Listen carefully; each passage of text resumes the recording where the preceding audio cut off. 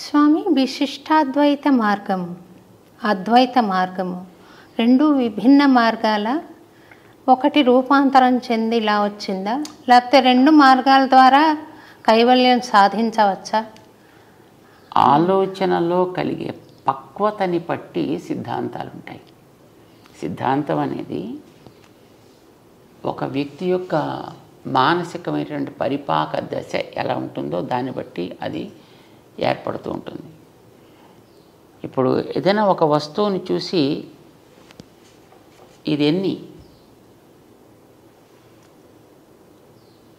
అని అడిగామనుకోండి, ఏం చెప్తారు మీరు? తిరునామాలు, శంఖ చక్రాలు. ఇది ఎన్ని? స్వామివారి చిహ్నాలు ఎన్ని? స్వామి, ఇది ఎన్ని?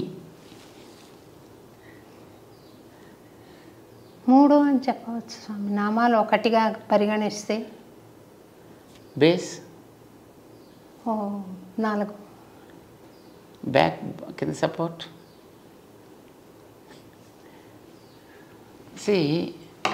ఇంకోటి అడగండి, ఇది ఎన్ని? 1. గోరు అంతర్భాగం అంటే అది ఇందులోదా వేరా? అందులోదే. గోరును వేలంటారా ఎవరన్నా? స్వామి, అంటే అప్పుడు గోరు వేరనట్టనా? వేళ్ళలో భాగమే స్వామి. అంటే ఇది ఒకటే మరి ఎప్పుడు ఎన్ని? 1. గోరు skin, bone, blood, flesh, cells ఎన్ని? సో దీన్ని ఒకటి అనొచ్చు. అంశాలను విడివిడిగా చూస్తే వేరు వేరు అనొచ్చు. స్కిన్ వేరు, బ్లడ్ వేరు, బోన్స్ వేరు. బోన్స్లో ఉండేటటువంటి అంశాలు వేరు, బ్లడ్లో ఉండే అంశాలు వేరు. అలా చూస్తే ఇందులో బోల్డ్ అని ఉన్నాయి. ఇది ఒకటి కాదు, ఇది బోల్డ్ యొక్క సమాహారం, కలయిక. సెల్స్ ఉన్నాయి.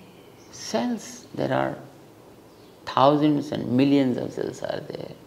సో ఇది ఎన్నిటి యొక్క కలయిక, కూడుకున్న ఒకటి. కొందరు దీన్ని చూసి ఇది ఒకటంటే ఒకటే అన్నారు కొందరు.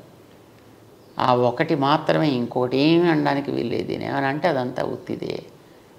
ఇది అద్వైతం. దీన్ని ఒకటి అని ఎలా అంటామండి? బోన్స్ ఎప్పుడు స్కిన్ కాదు, స్కిన్ ఎప్పుడు బ్లడ్ కాదు, బ్లడ్ ఎప్పుడు నెయిల్ కాదు, నెయిల్ ఎప్పుడు హెయిర్ కాదు. ఇవన్నీ వేరే వేరే. అది వేరు తత్వం అయిపోయింది, ద్వైతం అయిపోయింది. రామానుజులు అన్నారు ఇది వేరు అనొచ్చయ్యా, ఒకటి అనొచ్చు. అన్నిటితో కలిసిన ఒకటి.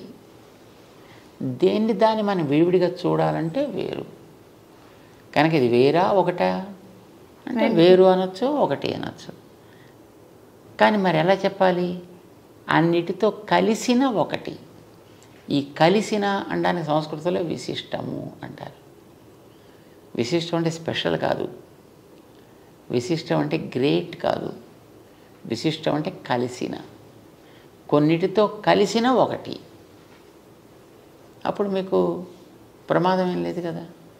కొన్ని ఉన్నాయి దీంట్లో, ఎన్ని అంశాలు మీరు చూపించగలిగితే అన్నిటితో కలిసిన ఒకటి. ఇది విశిష్టమైన అద్వైతం. ఒకటే, కానీ ఒక్కటంటే ఏమీ లేని ఒకటి కాదు. ఏదో బ్రహ్మసత్యం జగన్ మిథ్య కాదు, అన్నిటితో కూడుకున్న ఒకటి. ఇది విశిష్ట అద్వైతం. అలాంటి మరొకటి లేదు ప్రపంచంలో, ప్రపంచానికి బయట. కానీ ఇందులో కదిలే ఉన్నాయి, కదలను ఉన్నాయి. సెల్స్ కదిలేవి, స్కిన్ కదలనిది, బోన్స్ కదలనిది. కదిలేవి, కదలనివి ఈ రెండితోటి కూడుకొని ఉంది ఇది. కదిలే వాటిని చేతనాలు అన్నారు, కదలని వాటిని అచేతనాలు అన్నారు. ఈ చేతన అచేతన విశిష్టం, వాటి కలిసి ఉన్నది ఒకటి. ఈ లోపల ఈ వేలు అని పిలవడానికి ఆధారమైనటువంటి ఒక షేప్ ఏదో ఉంది దీనికి. దాన్ని బట్టి మనం దీన్ని వేలు అని అన్నాను. దీన్ని ఎందుకు వేలు అనరు? దీన్ని ఎందుకు వేలు అనరు? లేదు దీన్ని ఎందుకు చెయ్యనరు? సో దాని ఆకృతి విశేషాన్ని బట్టి, దాని యొక్క యాక్టివిటీని బట్టి, దాని యొక్క స్వరూపాన్ని బట్టి ఒక్కొక్క దానికి ఆయా నామ నిర్దేశం చేశారు. దానివల్ల దీనికి వేలు అని మనం పేరు పెట్టుకున్నాం. దీనికి ఆ వేలుత్వం అనే దాంట్లో ఉంటుంది. అది మొత్తం దీంట్లో అంతటా ఉంటుంది. ఇందులో ఉండే చేతనాలకి వర్తిస్తుంది, ఇందులో ఉండే అచేతనాలకి వర్తిస్తుంది, దీంట్లో ఉండే నడిపే శక్తికి వర్తిస్తుంది, మూడిటికి వర్తిస్తుంది. ఎందుకంటే ఇది మూడితోటి కలిసి ఎప్పుడు ఉంటుంది కనుక. స్కిన్గా ఎముకలుగా విడదీయగలమా? మళ్ళీ విడదీసి మళ్ళీ సెట్ చేసేసి మళ్ళీ మనం వాడుకోగలమా? నో. సో ఇది మనం జ్ఞాపకం పెట్టుకుంటే విశిష్టాద్వైతం అంటే మనకు తెలిసిపోయినట్టే. మరి ఇప్పుడు అద్వైత మార్గంలో సాధన చేస్తున్న వాళ్ళకి పరమావధి ఎప్పుడు ఉంటుంది? ఎక్కడ వాళ్ళకి పరమావధి అనేది వాళ్ళు ఏం కోరరు కదా. అద్వైతం అనేటటువంటి దాన్ని తెలిసినటువంటి వ్యక్తి కోరుకునేది ఇక్కడ ఉండేటటువంటి బంధము పోవుట. తర్వాత తను ఎక్కడికో వెళ్ళాల్సిందంటూ ఏం లేదు. ఎందుకంటే వాళ్ళకి ఏది వేరే ఇతరత్ర ఏది బ్రహ్మమే ఉంది. ఇక్కడ బ్రహ్మకి ఇక్కడ కేవలం ఒక అడ్డు ఒకటి ఏర్పడింది. ఈ అడ్డు తొలగితే బ్రహ్మమే. అది సత్య మార్గం అంటారా? అది సత్యము అసత్యము ప్రశ్న కాదు. ఆలోచన ధోరణిలో అదొక విధానం. అంటే యాంగిల్ మారిందంటారా? యా, దాన్ని మనం డిఫరెంట్ పారామీటర్స్ నుంచి మనం చూస్తున్నాం. తత్వం ఇప్పుడు తత్వమే. మనం అంగీకరించకపోయిన తత్వంలో మార్పు అయితే ఉండదు. తత్వం ఇప్పుడు సూర్యుడు ఇప్పుడు అలాగే సూర్యుడుగానే ఉంటాడు. కొంతమంది ఆ సూర్యుని గోడమని గుర్తిస్తారు, కొంతమంది దాన్ని నారాయణుడు అని గుర్తిస్తారు, కొంతమంది దేవత అని గుర్తిస్తారు, కొంతమంది ఒక శక్తిని గుర్తిస్తారు. That's okay. నువ్వు ఏమనుకున్నా, నువ్వు ఎలా చేసుకున్నా, ఏ రకమైన ఉపాసన నువ్వు చేసినా ఆయనలో అయితే మార్పే ఉండదు. ఇది వెళ్ళా సూర్యుడే మార్చలేదు. అది సూర్యుడిలాగే he remains as it is. That's okay. మీరు ఎలా అనుకున్నా దానికి ఆయనకేం అభ్యంతరం? మన తెలివిలో అభ్యంతరాలు ఉంటాయి. మన తెలివిలో వికాసము అనేటటువంటిది ఎంతవరకు వచ్చింది దాన్ని బట్టి మన అవగాహన కూడా పెరుగుతూ ఉంటుంది, తరుగుతూ ఉంటుంది. సో ఎన్ని రకాలుగా చూడొచ్చు అనేది మనకి మహానుభావులు చెప్పారు. ద్వైతంతో చూడొచ్చు, అద్వైతంతో చూడొచ్చు, విశిష్టాద్వైతంగా చూడొచ్చు, శుద్ధాద్వైతంగా చూడొచ్చు, భేదాభేదంగా చూడొచ్చు.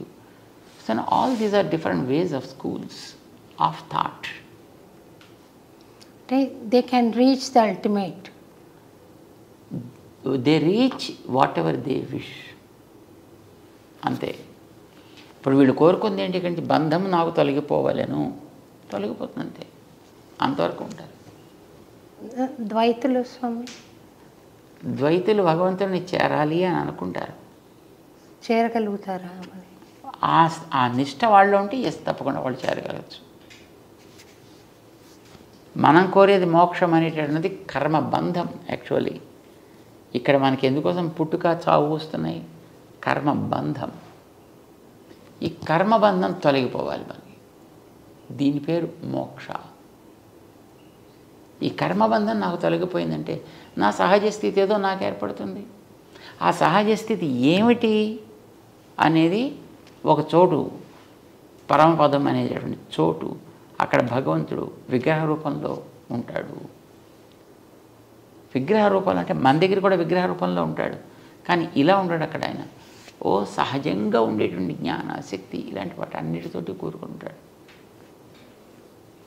శరణాగతి గజ్జల్లో చూడండి, రామానుజరావు ముందర వర్ణిస్తారు, చూసారా? అన్ని రకాలుగాను వీడు నాకు ఈయనే ప్రభువు, ఈయనే నాకు సర్వస్వం కనుక ఆయనకే నేను అంకితం అయి ఉండాలి, ఆయనకే నేను అన్ని రకాల సేవలు చేయగలగాలి. ఇది వాళ్ళలో ఉండేటువంటి ఒక కన్ఫర్మేషన్, ఒక రిజల్యూషన్. ఇది కలిగిన వాడికి ఎంతెంత వాడు ఆ భగవత్ సేవ వాడు చేసుకోగలుగుతుంటే వాడు అంతంత భగవంతుడి దగ్గరగానే ఉంటాడు వాడు. అయితే ఏంటి, మనకి కర్మ బంధం ఉన్నంత వరకు అనుకున్నట్టుగా చేయలేడు. బంధం తొలగిపోతే ఇంకా బాగా చేయగలుగుతాడు.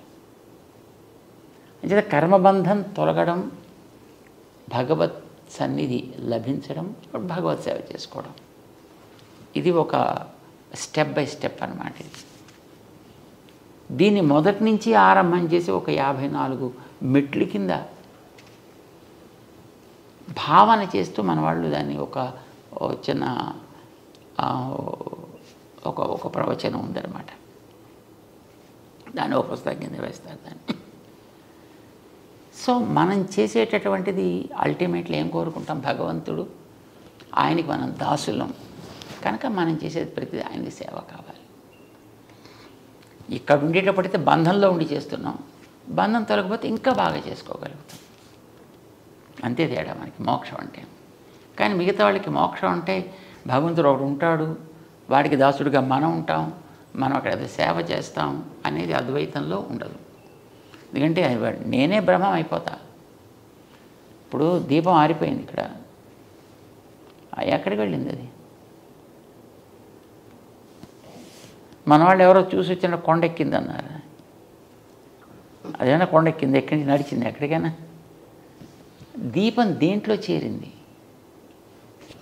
దేంట్లో చేరలేదు, అక్కడ ఆరిపోయి ఊడిపోయింది. ఇలా చెప్పే కాన్సెప్ట్ ఒకటి ఉంది పూర్వంది. దాన్నే తీసుకున్నారు. తీసుకుని అది ఆరిపోవడం లేకుండా పోవడం కాదయా, అంతటా ఉన్నాడు అని అనుకునే ఆ పరబ్రహ్మ తత్వంలో ఇది కూడా ఏకమైపోయింది. ఇది వాళ్ళకి అద్వైతం అంటే.